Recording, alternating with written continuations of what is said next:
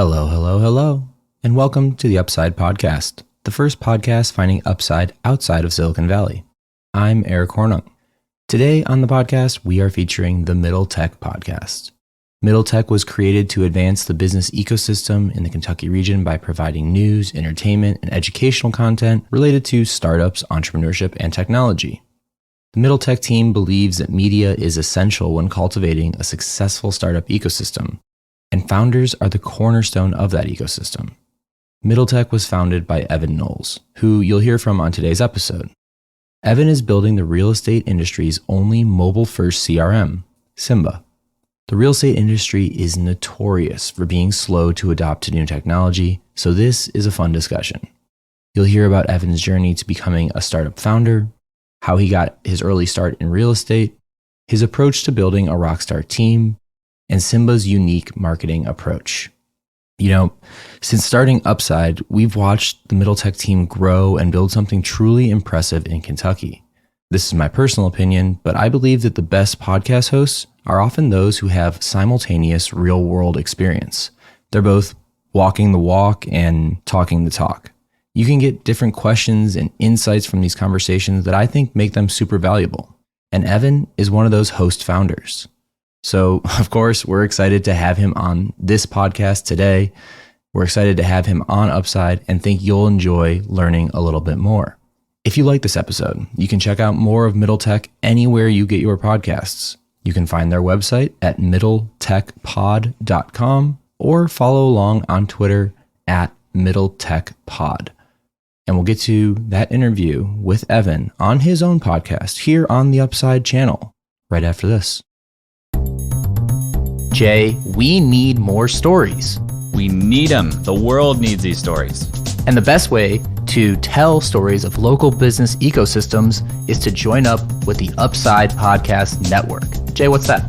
The network is growing. We have 3 shows on the network now with Upside, When Pigs Fly, and Lay of the Land. We are knee-deep in Cleveland and Cincinnati now, but we want to explore other cities more deeply as well. Anywhere in the United States, if you are listening to this or you know someone who wants to launch a podcast exploring the local business economy, the local business ecosystem in that city, reach out to us at network@upside.fm. Let us know what city and what you're thinking. We're a fun group of people to work with. We'll help you structure a show that is ready for the airwaves. And honestly, we give you a ton of creative control. All we ask is that you tell really exciting stories in your local ecosystem, and we want to help you do just that. Nothing but upside in this arrangement. So send us an email, network@upside.fm, and we'll be talking to you soon.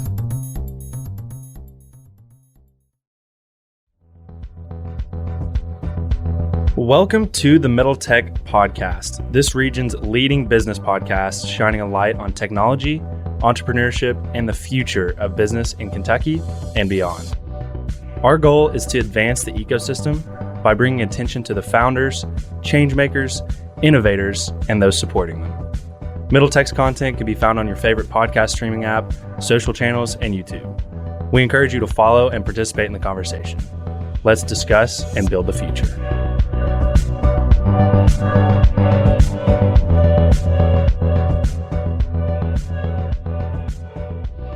Welcome back to the Middle Tech Podcast. You've got Logan Jones here, joined today by Nate Antetomaso up in Chicago.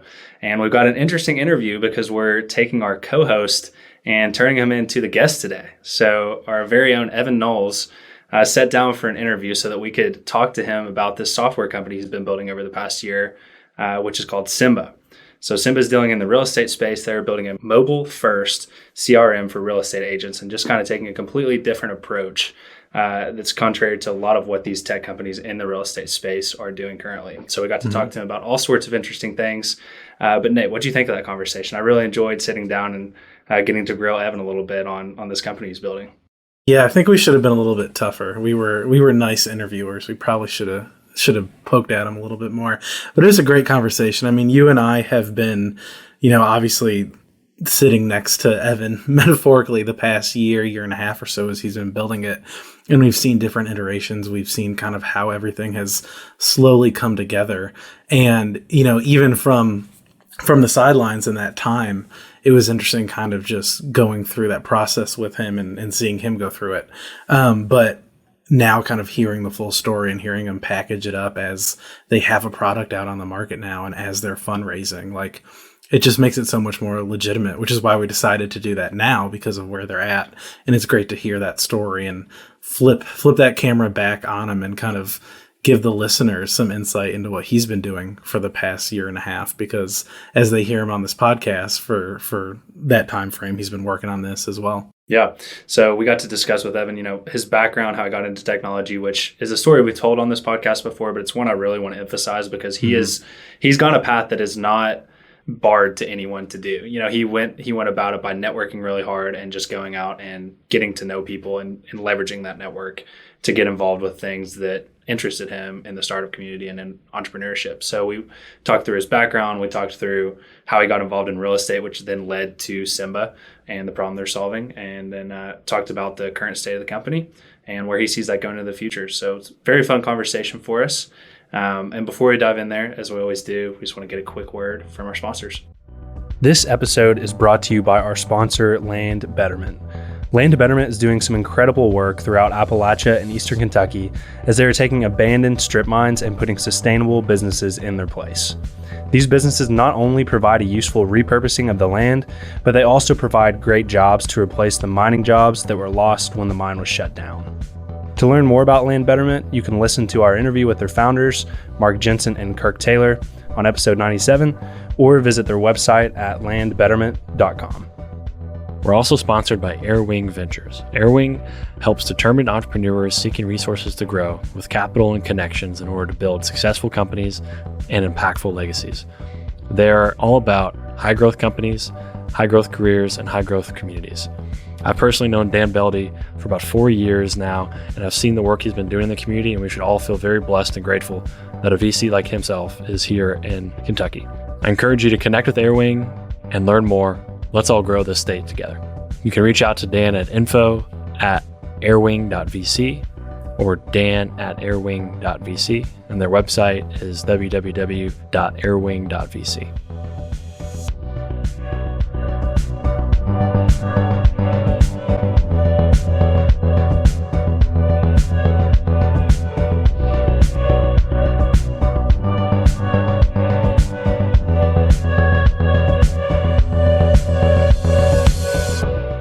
Welcome back to the Middle Tech Podcast. My name is Nate Antetomaso, co-host for this episode with Logan Jones. How you doing, man?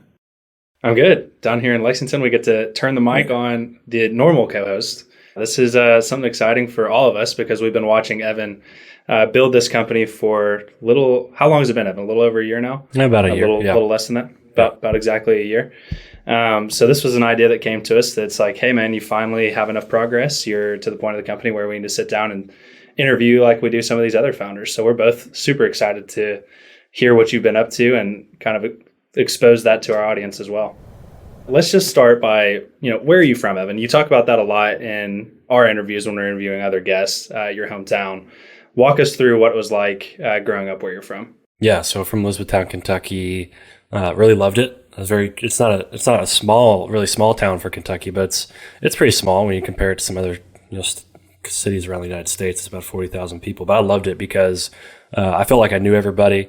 I went to a small Catholic grade school, and again, I felt like I knew everybody, and I'm just really one of those people that love to surround myself with people that I like being around, and I feel like building a network is something I've always been prone to doing, and I loved that part of Elizabethtown. And it was just a really good place for families to be raised. It was just a nice, quiet town. I didn't really have a whole lot of experience with entrepreneurship in Elizabethtown, but from the perspective of being a very family-driven, people-driven town, I really loved it.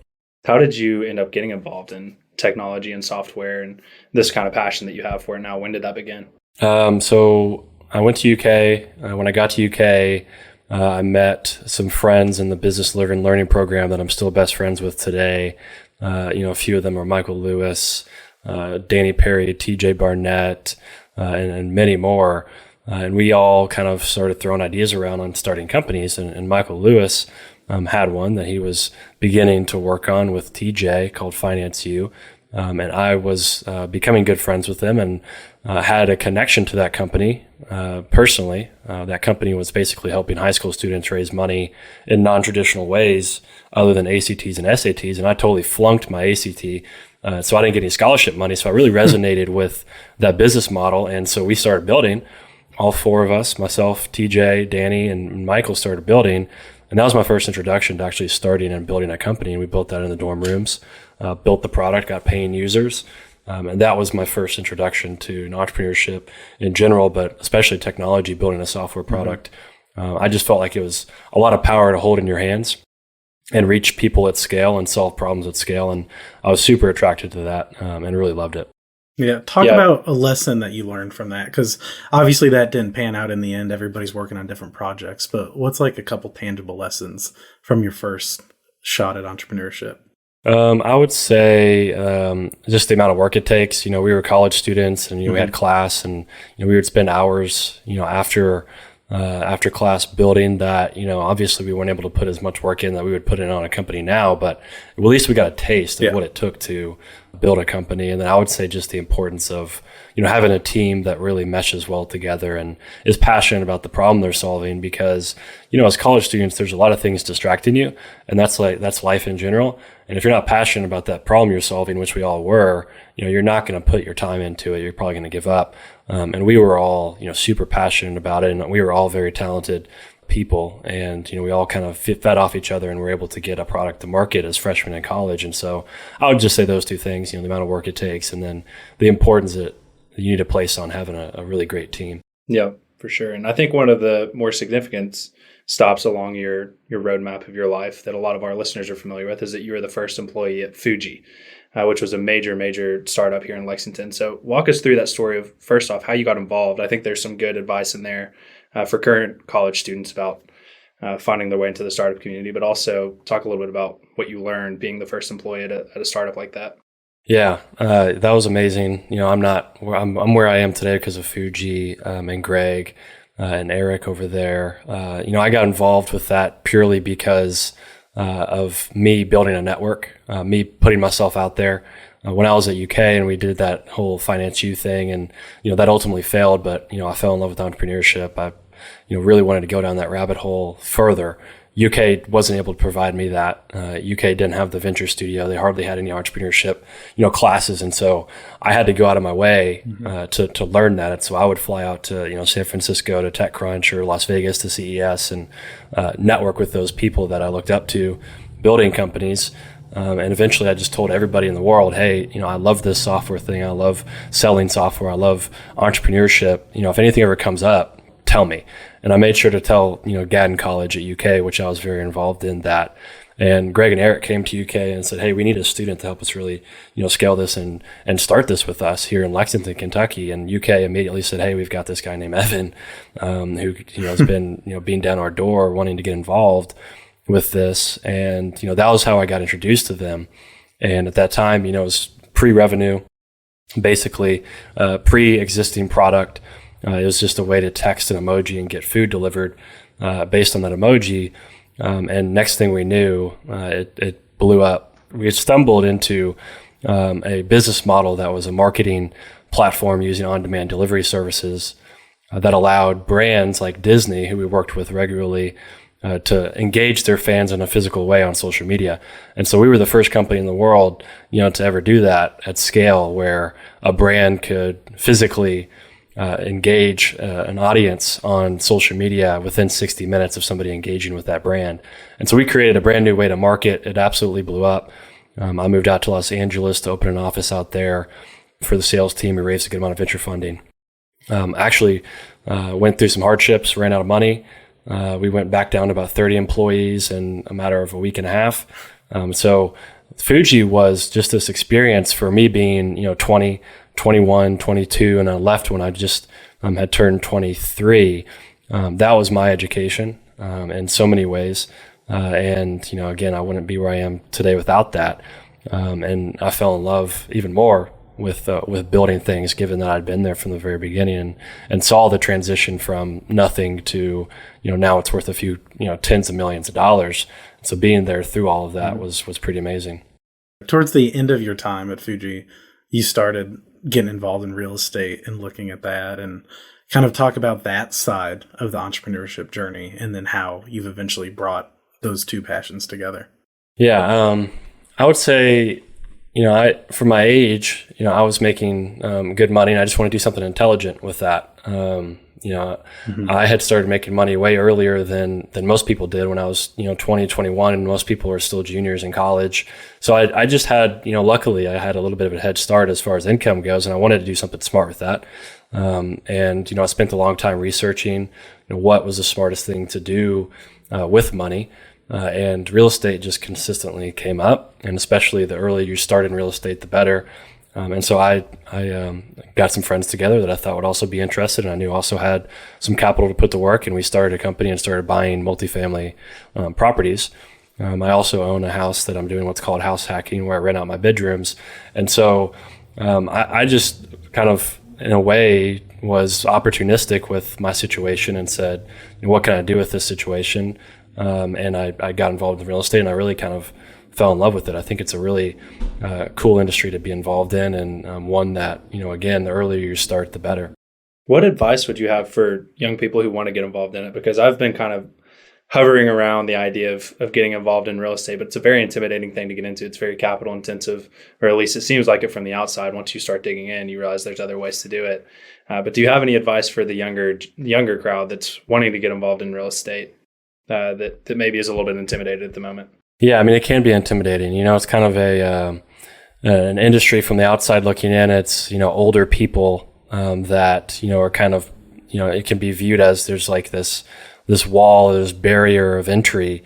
But really that doesn't exist when you kind of pull back the curtain. And my advice is, and this is what I did, was just spend several months researching. The first thing I did when I, again, had that capital to put to work and I didn't know what to do with it, I said, let me do a lot of research. And I went down a rabbit hole of about 4 months listening to every single Bigger Pockets podcast I could get my hands on. I probably listened to close to 100 of those. I read, close to in between 5 and 10 books on real estate. I just watched a ton of YouTube videos. So I spent the several months researching.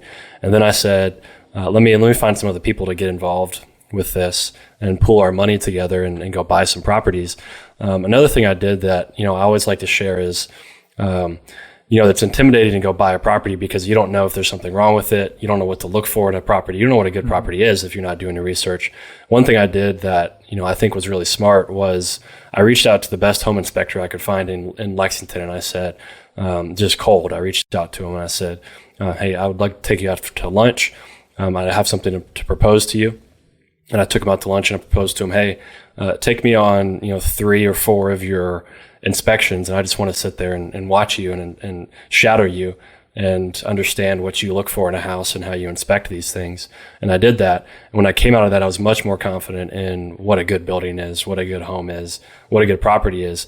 And so my advice is just to do a lot of research and kind of get your hands dirty, meeting people in the space and learning from them.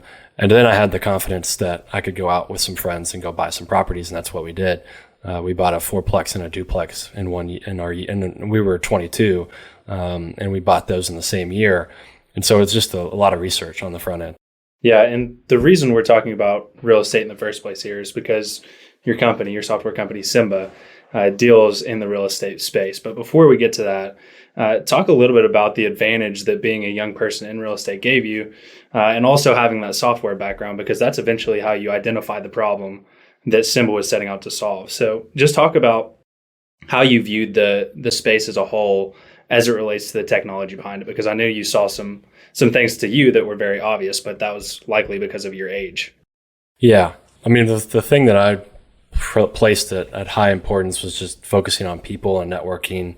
And so I met a lot of people in the industry. And so I talked to a lot of people and, I consistently heard some themes, and all of them I noticed, didn't put a focus on technology. And I'm very technology focused and notice things related to technology. And so eventually, after I was in the space for a while and I had some of my own pain points related to taking care of our tenants and communicating with them, those relationships came back. And I was able to go talk to a lot of people and say, hey, are you having this similar problem?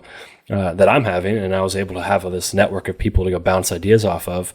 And eventually I found my co-founder doing that. I found a lot of early users. I found a lot of people that I was able to bounce this idea off of and get feedback from. And so it's just building a network.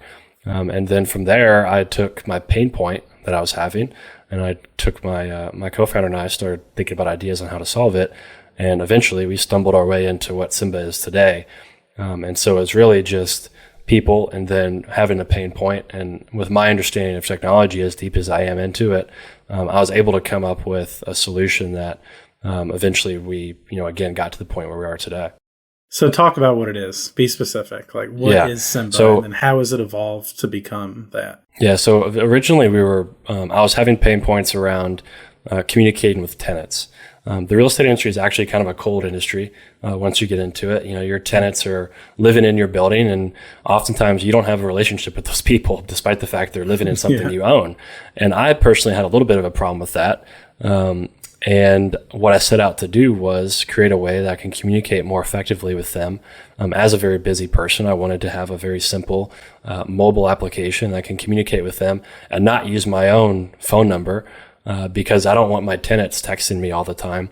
I want to be able to communicate with them on a different number and do it in a really simple fashion and have some automated ways of communicating with them. So at least I could build a relationship with them.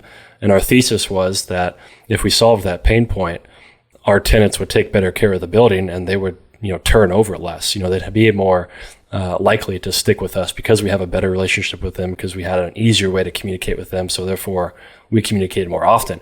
And that was the thesis. That's what we were building, was ultimately a way to communicate and manage those relationships. And that comes down to a CRM, which is something I've always been very familiar with because of my background in sales. And so we started as a way for property managers to manage those relationships with the CRM. We went to market with that. We built some prototypes. We talked to a ton of property managers. And it just so happened that a lot of those property managers were real estate agents. Real estate agents tend to see a lot of deals, and so they end up aggregating properties over time. And we would show people this software we were building, and we actually got the best feedback from agents eventually, saying, "Hey, my CRM sucks for my real estate brokerage, my residential real estate brokerage. I would be interested in using this, but as far as property management goes, I actually don't want to talk to my tenants as much because that gives them an opportunity to complain about my building or complain about things I'm not doing or ask me to fix something. I don't want to talk to them more. I just want to get people in there and avoid vacancies, and then I'm done with them." And that's something that now I resonate with a little bit more and I understand. But at the time, that pain point kind of led to this concept of building a very simple mobile-first, communication-heavy CRM. Mm-hmm. And that just happened to resonate more with real estate agents. And so now what we're building is a mobile-first CRM that prioritizes communication workflows for these agents. Because right now, they've got desktop-based software, but if you know a real estate agent, they're never behind a computer. And so they're having trouble, managing these relationships and adopting CRMs effectively. And so we're coming into the market being the first mobile-first CRM to help them build that business that they're working so hard to build, that is totally based on relationships, yet many of them are using desktop-based CRMs that they're just not using effectively. Yeah, and I think a theme that I've kind of noticed since being friends with you is you do an awesome job with research. So talk a little about the research you've done on the real estate industry as it pertains to the technology that's kind of emerging right now. And I mean, everything from like Zillow and Compass to even the CRM software that's going on right now. It seems like you've kind of identified this problem in the industry of the software being adopted a lot slower. So just talk about some of the stuff you've learned researching this industry and building a company within this industry as it pertains to the technology that is available. Yeah. So basically, the real estate's the biggest industry, across the world. And the market is just so massive that there's so much opportunity. And what's happening in the market right now is there's a lot of tech companies and digital brokerages coming into the market, providing consumers with a lot of new options, which is really good for the market. And there's a lot of focus being put on these consumer-facing solutions like iBuying or digital brokerages, new mortgage platforms. But what we saw was, why isn't anybody building technology for agents? And the answer that we kind of have is, well, agents The average age of an agent is about 55 years old. The average age of a person in real estate is about 55 years old. So it's no wonder the technology's always been behind. But, we're building technology for agents because even if these consumers use a platform like Zillow or HomeLight or some of these big platforms that are popping up and getting well funded, at the end of the day, 86% of all consumers are using an agent, and an agent is what determines their experience of buying a home. And so we're seeing this massive opportunity where everybody's kind of looking a different direction at how do we influence the top of funnel with these consumers. And we're looking at, well, how do we actually power the back end of the industry, which are these real estate agents? And we think the only way to change a consumer's experience with buying a home or selling a home is by changing the experience that these agents have with their software. And agents right now just are not really being empowered by great technology, and we're seeing a massive opportunity. And if you look at the business models of a Zillow, like you mentioned, all of their revenue comes from agents, but there's this perception that they're going to replace agents, and that's just not realistic. Yeah. Consumers want to work with an agent. They're buying the most expensive thing they're ever going to buy. They don't know anything about real estate. It's a very complex market. They want to have a trusted emotional relationship with the person that they're buying it with. And, we're coming into the market saying, hey, we're building for these people, and eventually we'll be able to change the consumer's experience because we're changing the backbone, of the industry that's actually mediating, their experience with it. Yeah, the way you explain that makes sense, but it does feel a little counterintuitive when you compare it to, every other industry. The individual is being empowered by technology, and self-serve software is everywhere in every industry, and people like the flexibility of being able to do things themselves. Is the real estate industry different just because it is like the biggest purchase people will ever make because it is such a complex purchase? Or why do you think that kind of runs counterintuitive to other industries? Yeah, there's a lot of inefficiency in the market just because of the nature of it. There's a lot of complexity. Yeah. You can't build a self-service model completely to buy real estate because you can't build artificial intelligence that knows where the cracks in the roof are.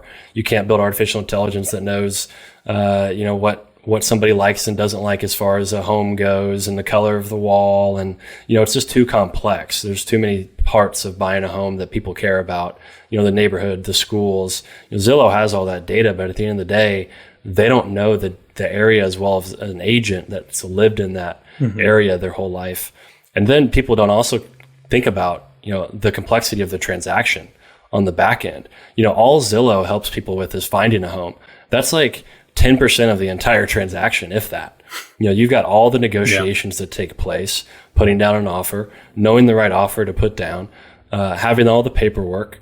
And then, there's just a lot of things related to the transaction that, can't necessarily be automated because there's, again, a lot of complexity and there's so many different routes a person can take that we think agents are always going to be a part of the equation because people just don't want to work with the computer with a purchase decision that big.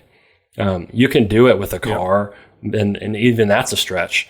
But that's as high as a transaction value that I think people are going to do in an automated fashion, self-serve. And with a home, as personal as it is, we're talking about a home. There's a lot more implications that go along with that word than just a purchase. And an agent is that trusted emotional person that you can trust to do that transaction with. And don't get me wrong, technology is totally going to change this industry for the consumers, and agents are going to, their commissions are going to be, put pressure on, the commissions are going to come down. They're not going to come down a whole lot over time, but companies like Zillow and like HomeLight and like Redfin are going to push down commissions, but an agent will always be involved. Because again, even the underlying business models of these technology companies that are quote unquote disrupting the industry, their revenue comes completely from agents. And so even if the agents were to go away, these companies would just be killing themselves because agents are the ones where their business model, comes from. So that's just kind of, what I've dug in deep and noticed. Yeah. Makes yeah. sense. And I think that's a very exciting revelation too, because now you can kind of get on the side of the agent. And as Nate mentioned earlier, kind of empowering that agent. So talk a little bit about how you guys are actually being thoughtful about trying to empower that agent. I know that you guys are taking a very thoughtful approach to user experience. So talk a little bit about the design principles and user experience that you're trying to create with Symba. Well, I mean, the first thing we did was just talk to hundreds of agents. I got on Zoom calls. We met in person with agents. We were building this during COVID, so we wish we could have done more in person, but we couldn't. So we did a ton of Zoom calls. We recorded a lot of those Zoom calls, and then my co-founders, Kendall and Tanner, who are rock stars at what they do. Tanner's a world-class designer, user experience designer. We recorded those Zoom calls and then sent them to them. And we had brainstorming sessions on, how to solve those pain points that they were consistently communicating to us. And what we eventually arrived at and what is the output of all of those is Symba, which is a mobile-first CRM. A mobile-first CRM has never been built in the B2B space that we can find. Salesforce and HubSpot have mobile apps, but there's a difference between going from a desktop to mobile and just starting with mobile and then building a desktop. You can't go the other direction. You can't start with desktop and then build a mobile app and expect it to be a great user experience. So we're starting mobile first. So we're mobile first CRM that focuses heavily on communication workflows, especially chat. And we believe that what that's going to do is empower these agents to create better user experiences for their clients while they're buying a home, because we're going to introduce a lot of automation, chat workflows that allow an agent to provide a better experience than what they're giving now. Right now, agents are using, iMessage, they're using email, they're using a ton of different tools throughout the transaction. And what you have is this very fragmented experience for their clients. We want to try to aggregate as much of that into a chat channel as possible. That way, it's just a seamless way of communicating with an agent. And from the agent's perspective, if you're using iMessage is not built to be a CRM. It's not built for the real estate industry. And we're going to be able to create a lot of automations in a lot of ways that, we're going to be better than iMessage, because you can't log all your communication with all your clients on iMessage.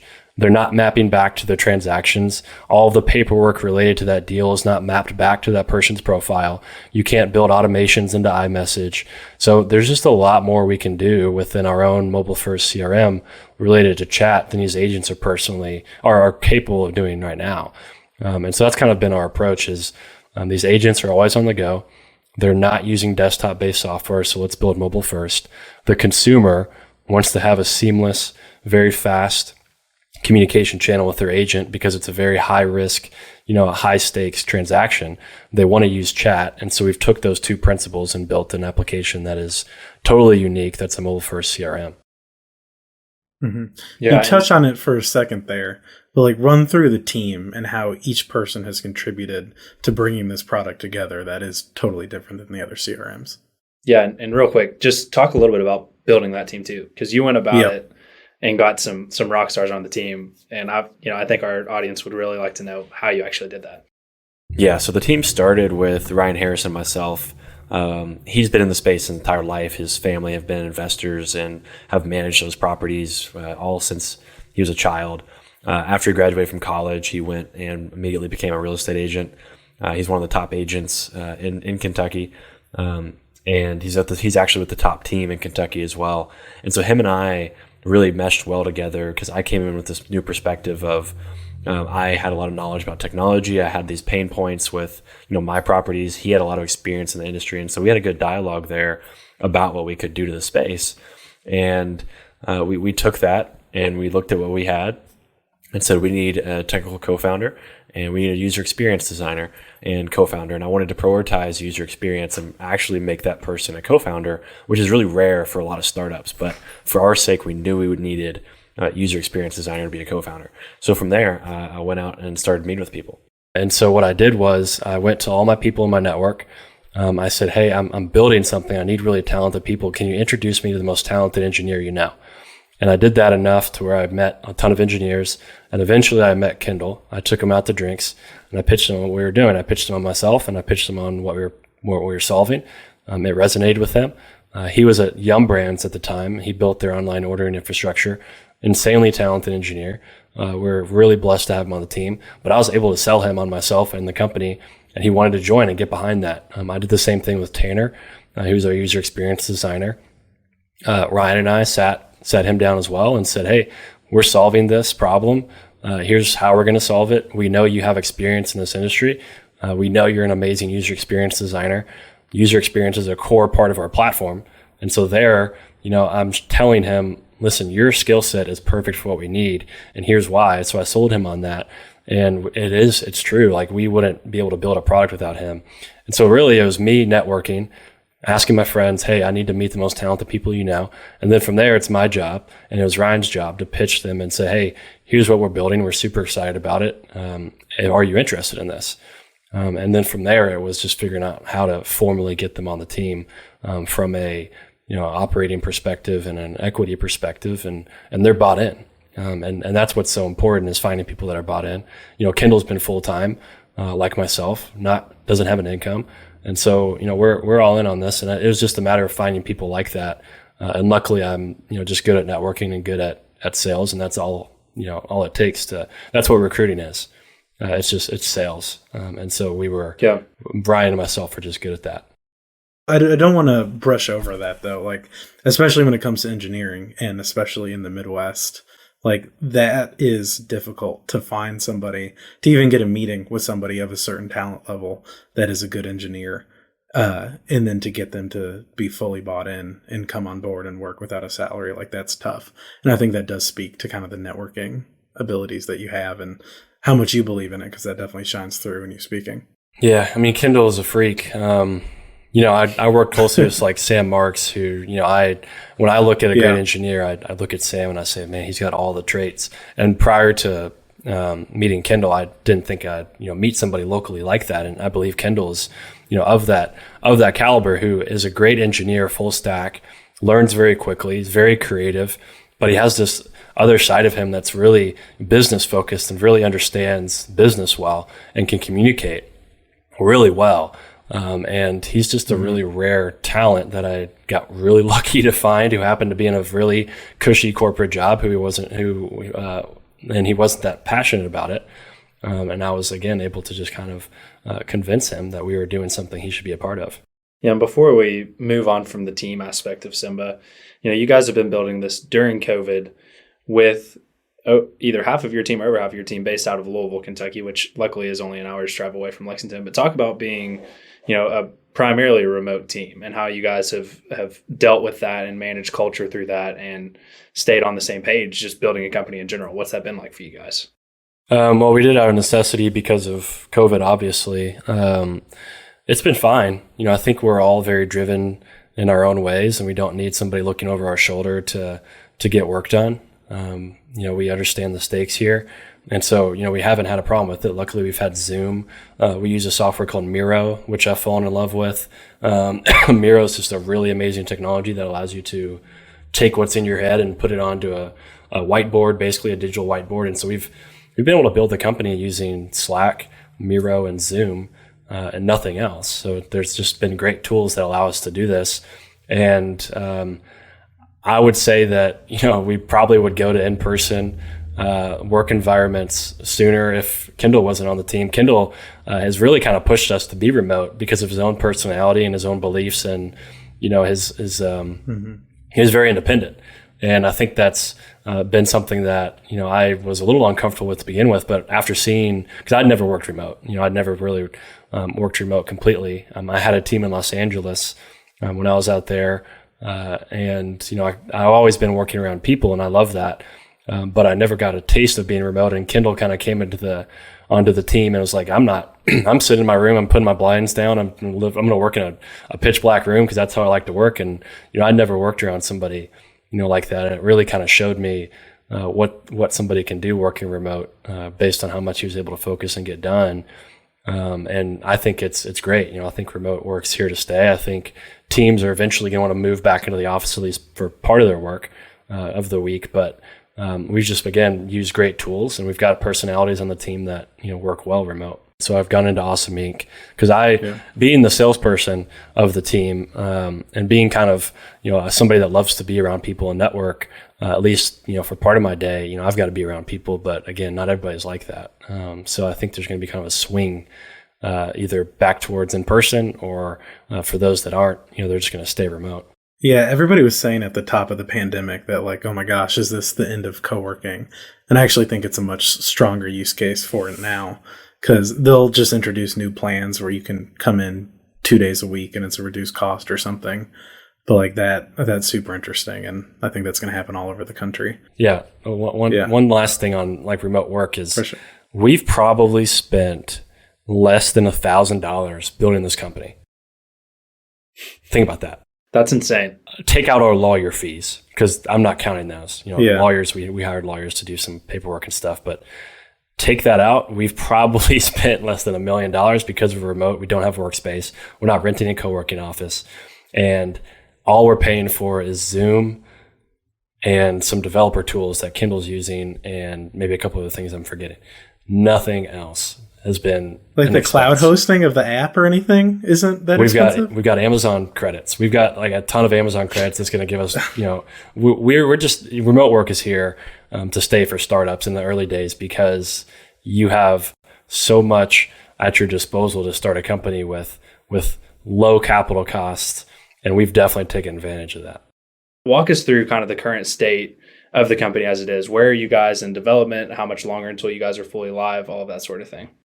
Yeah, we're live. We've got a product people are testing. We built up a wait list. So our strategy to date has been talk to customers, build prototype, talk to customers, iterate. And now and then we built the wait list. So get some excitement, get people in. We spent about a month building a wait list. We got a little over 100 agents on there very quickly, and then we stopped. We had the amount of people that we wanted to test with, and now we're rolling it out to them. And we've got it in their hands. We're getting feedback. And next is we're doing a fundraise. So we're getting good feedback. We've got people saying, "Hey, I love this. I need a mobile first CRM." We've got the product into a great place. Kindle's very confident with it. And we just are to the point we want to accelerate things. We need to continue to develop the product very rapidly. And then eventually, once we get the product to a place where we can commercialize it, we're going to start getting paying customers, because a lot of the people that are testing it now are telling us, yeah, we're ready to pay as soon as you meet these requirements as far as the product goes. And we're doing something unique where we're doing product-led growth strategy. This industry really doesn't have a product that's doing this very effectively. And what that means is, this is what Slack and so many others have done, is we're leading with like a free version that has some of the basic CRM features, and that's what we've introduced to the market now in our beta. And right now we're developing our next paid tier, which is going to layer in communication, voice calling, text, email, Facebook Messenger, those kind of chat channels and email are going to be introduced into the application. And then next we'll layer in automation. And so as a user falls in love with it, they can upsell themselves and scale their business through those tiers, but we're going to get you on a free version of it. And right now the beta is that free version. So we haven't monetized yet, but we've got our product into the market. And again, we're getting, great feedback from those early users that we got on the wait list. That's awesome. What's next? Well, we got to raise some money. Kendall, myself, and Ryan and Tanner. We've been building this thing. We've gotten great progress by bootstrapping it. Without paying ourselves, and that's a sacrifice. We've been willing to make, because we're so passionate about this, and see so much opportunity in the space that we've been doing that. But it's time to take it up a notch and accelerate things. And so we're raising some money. And that's something that I've been focused on most of my days are focused on that. And so that's what's next. And Kindle is moving very quickly on the product. And we're just continuing to talk to customers. So that's something I put so much focus on, is just talking to customers, because, when you don't get paid and you're building a company, it's scary. It's very scary. It's very stressful.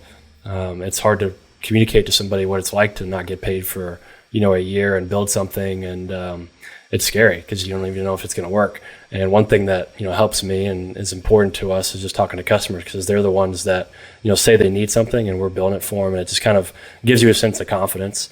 And more importantly, it creates a product that they actually want to use the more you talk to them. So that's been something that I've focused on a lot recently, that I put major importance on. Yeah. And as you start getting this product into users' hands, something that I've really enjoyed listening to you talk about and watching you develop is your content strategy as you try to get in front of people. So talk a little bit about, how you guys are being I guess, taking a more modern approach to your content strategy as you're using memes on your social media account and as you're starting this kind of tongue-in-cheek podcast where you're telling stories. Talk a little bit about all that you're doing on that side of this business as well. Yeah, so one of the core principles of building Symba is agents are consumers. Agents are a very unique business user where most business users sit behind a computer all day. They're enterprise business users. They'll go through a buying process of getting a demo, negotiating a contract, and that's just not the case with agents. We view them as consumers. And so everything up from our product to our marketing needs to match that behavior. And these agents, they're on social media. They love social media. They're on the road a lot. And so we've done a few things.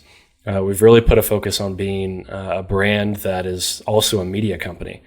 I think this is something that's going to be a trend going forward, is if you think about, let's say, a software company, their top of funnel is social media, it's cold calling, and there's lots of other ways to acquire leads.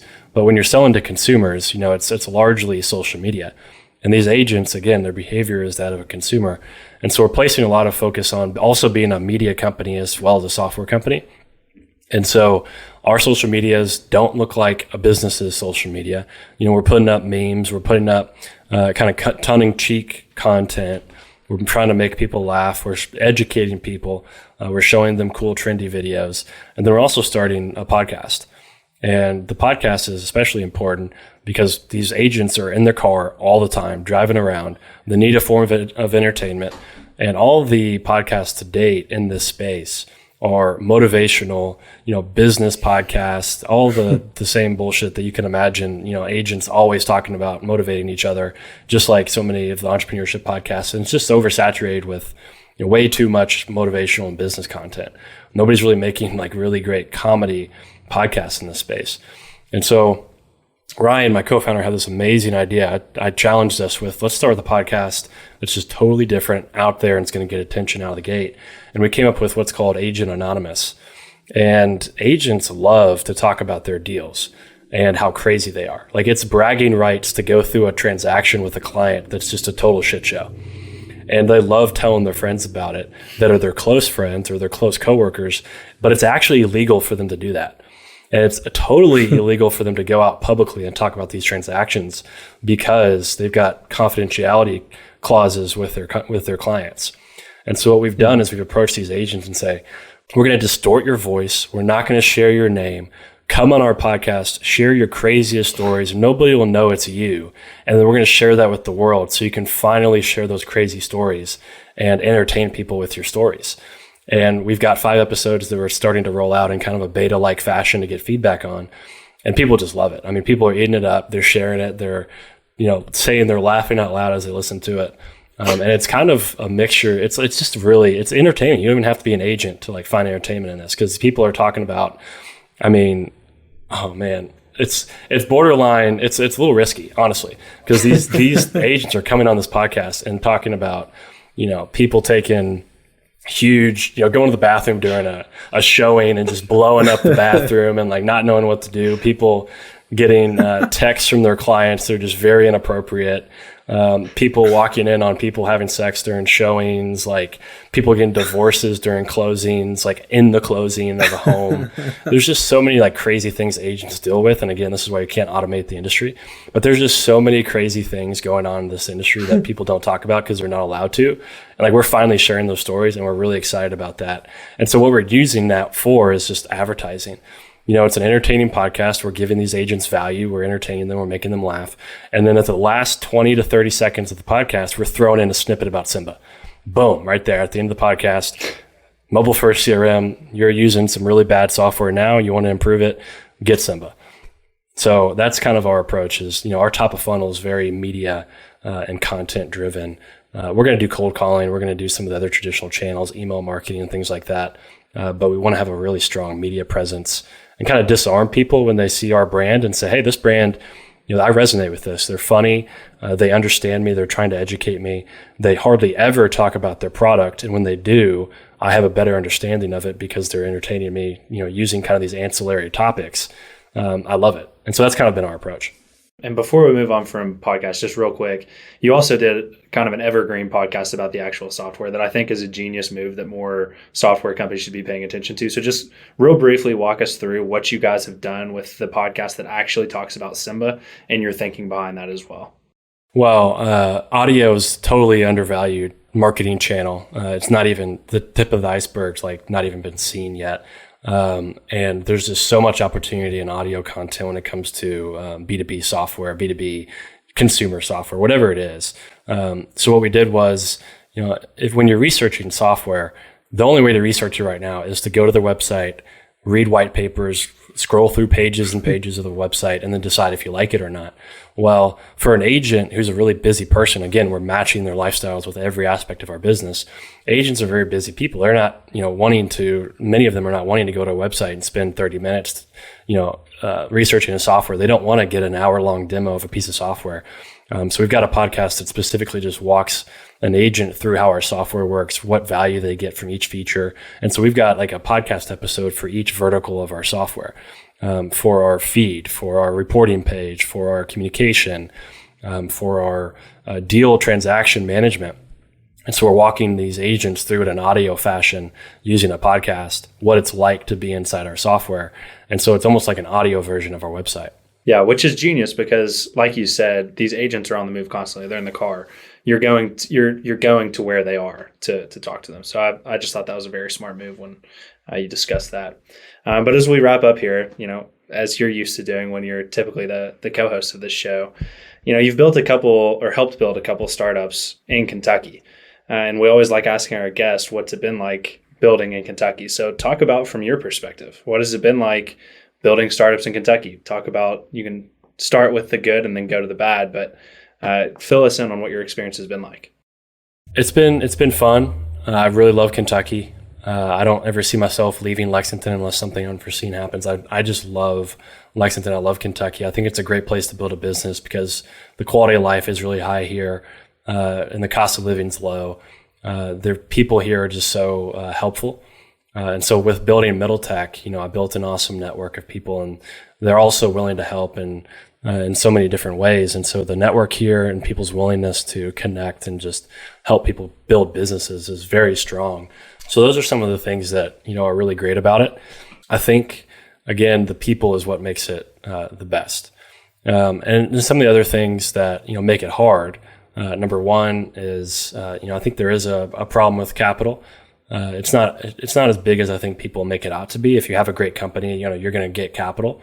But there is a kind of a hole in the market where there are angels, and these angels are very conservative.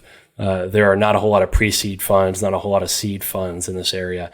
And so what you're seeing is entrepreneurs having to go outside of this area unless they already have a ton of traction, then they can get, more attention here. But even then you're talking to very conservative, investors that, aren't up with the times when it comes to things like safes, which are now kind of the standard way of raising capital when you're in pre-seed or seed rounds. So they're not as up with the terms of many fundraisers, and they're not up with valuations. Valuations across the country are much higher than they are in Kentucky. And part of that is, there's always been this conservative mindset here, but also in the past, it has been harder to build a software company here because there's not a lot of talent. But in a remote first world now, and especially in a software world, it doesn't matter where you build a company. You're going to find great talent if it's out there because people are working remote now. And there's no longer an excuse to devalue a company just because they're in Kentucky. And I've had conversations just through fundraising that, I've kind of, they're not surprising me, but it's just a little disappointing that, some investors will look an entrepreneur in the eyes and say, you're in Kentucky and we're not going to give you this valuation that others are getting around the country.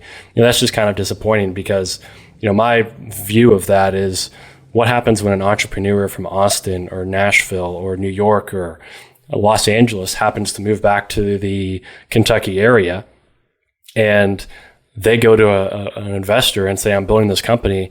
Is that investor now going to look that entrepreneur in the eye and say, you might be from Los Angeles, you might be from New York, but you're in Kentucky now, and you're not going to get the valuation you want because you're in Kentucky. At some point, we're just going to have to, evolve. And, that's going to take a while. there's a lot of things that go into that. But that's one thing that I've noticed just in the last few weeks that I've been fundraising, is I've seen some of that, and it's hard, and it's just the reality. And so, we've got to deal with it, but it's got to change at some point. In a remote first world, though, do you think that that's going to even out quicker than it might otherwise, just because you can go anywhere to fundraise and any investors can find entrepreneurs anywhere? So is it going to have to level out in Kentucky to match the playing field? Well, the problem is all these angels are going to get left behind because these great entrepreneurs are going to go outside of the state and find funds elsewhere. And then they're going to be looking around for good deals and wonder where they went, and they're going to go out of the state. And so, the entrepreneur is always going to have the upper hand now. And the investors are going to have to be the ones that, catch up with the times. If an investor is not using a safe note these days on a pre-seed round, and they, want to do something, some kind of debt or some kind of, convertible debt, that's just not the reality anymore.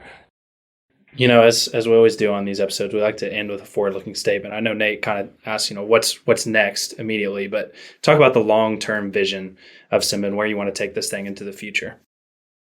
Ultimately, we are going to change the consumer's experience with buying a home by changing the agent's behaviors and giving agents these great tools.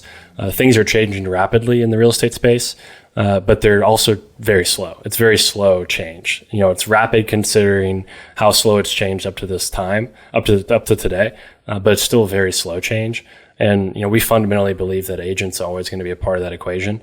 And our job is to just give them the best software possible that matches their on-the-go busy lifestyles so that they can give these clients of theirs a great experience and instill trust. And that's really our goal long-term, is to basically empower these agents in every way possible so that the consumer, those buying homes, have a great experience and agents can grow their business. So long-term, there's a big ecosystem within the real estate industry that, we want to integrate with. We want to give agents, again, a great CRM, great transaction management. But over time, there's digital mortgage workflows. There's digital title company workflows. There's so many parts of the real estate transaction that are becoming digitized. And we want to integrate those into these agent software so they can, one, work more efficiently, but also give the consumer a ton of options throughout that transaction and communicate it in an effective way in their chosen channels.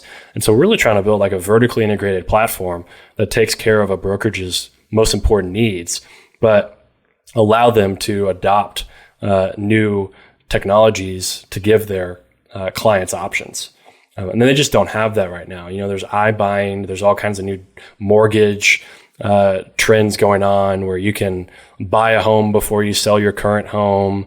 There's all kinds of digital transaction management workflows out there, and these agents just aren't getting access to them. And so we hope to be, that channel of how they get access to those while giving them their core needs as far as like a CRM goes and their transaction management goes. Love that, man. Well, it's been awesome to sit down and actually have a formal conversation with you about all of this. It's been a lot of fun watching you build it and hearing your thought process behind the things that you've done with this company. Before we end this, where can people go to learn more about Symba? Where can people go to learn more about Evan Knowles? So if you go to any channel, whether it's Spotify, Instagram, Twitter, Facebook, if you look up Get Symba, and Symba is Symba. And if you put get in front of it, you'll find us. You can probably just type in Symba and it probably might pop up. That's where you can find Symba. You can go to our website, which is also getsymba.com. Or you can find me on LinkedIn. You can just, again, search my name. You can search my name on any of the channels and I'll probably pop up. And I encourage you to reach out. I'm really big on just trying to build up the community and talk to people and share my experience because when I was going through UK and early in my career, that's how I learned, was just talking to other entrepreneurs. I don't think people do that enough, and I want to give back as much as I can. I know I'm early in my path in my career, but I know I've learned a lot and I can share that with people, so I encourage people to reach out. Awesome. All right, man. Thanks for doing this. This was a lot of fun. It's been interesting being on the other side, but yeah, I agree.